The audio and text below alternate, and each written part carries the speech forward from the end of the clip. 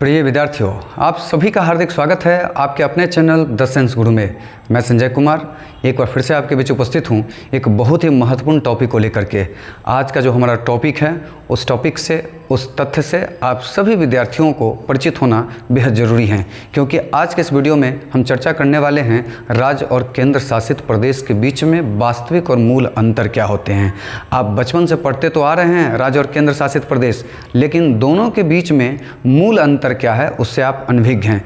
यदि आप चाहते हैं कि राज्य और केंद्र शासित प्रदेश के बीच में जो मूल वास्तविक अंतर है उससे परिचित हो तो मेरे इस वीडियो के साथ आप अंत तक बने रहेंगे। तो चलिए आज के इस चर्चा की हम शुरुआत करते हैं और देखते हैं वो कौन कौन से अंतर है जो राज्य और केंद्र शासित प्रदेश को अलग करता है। तो जो सबसे पहला अंतर है वह यह है कि राज्य के जो प्रशासक होते हैं वो मुख्यमंत्री होते हैं। ध्यान रखना है, राज्य के प्रशासक मुख्यमंत्री होते हैं और जबकि केंद्र शासित प्रदेश के जो प्रशासक होते हैं वो राज्यपाल होते हैं। ध्यान रखना है कि राज्यपाल केंद्र शासित प्रदेश के प्रशासक होते हैं। दूसरा जो अंतर है कि राज्य के जो प्रशासक होते हैं उसकी नियुक्ति निर्वाचन के द्वारा होती है। राज्य के जो प्रशासक हैं उसकी नियुक्ति निर्वाचन के माध्यम से होता है और जबकि केंद्र शासित प्रदेश के जो प्रशासक की नियुक्ति होती है वो केंद्र सरकार करती हैं। केंद्र सरकार जो है राज्यपाल की वो नियुक्ति करती हैं। अगला जो अंतर है वो यह है कि राज्य के संबंध में जो कानून होता है वो राज्य के विधानसभा द्वारा बनाया जाता है। राज्य के संबंध में जितने भी कानून बनाए जाएंगे वो राज्य के विधानसभा के द्वारा बनाया जाएगा और जबकि केंद्र शासित प्रदेश के संबंध में जो कानून है वो संसद द्वारा बनाया जाता है। अर्थात केंद्र शासित प्रदेश जो है वह अपने मामलों में वो स्वतंत्र नहीं है कानून बनाने के लिए, उसके कानून जो है वो संसद के द्वारा बनाए जाते हैं। तीसरा के बाद चौथा जो अंतर है वह यह है कि राज्य का जो बजट है वह राज्य के विधानसभा में पेश या पारित किया जाएगा।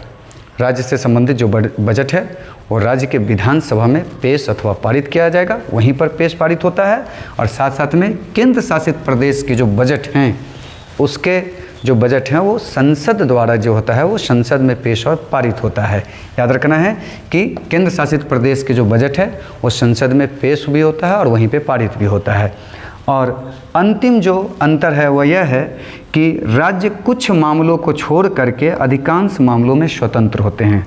राज्य जो होते हैं कुछ मामलों को छोड़ करके अधिकांश मामलों में वह स्वतंत्र होते हैं और जबकि केंद्र शासित प्रदेश जो होता है कुछ मामलों में वो स्वतंत्र होते हैं लेकिन अधिकांश मामलों में वो स्वतंत्र नहीं होते हैं, वह केंद्र सरकार के अधीन होते हैं। कुछ ही मामलों में उनको स्वतंत्रता दी गई है जबकि अधिकांश मामलों में वो केंद्र सरकार के अधीन होते हैं।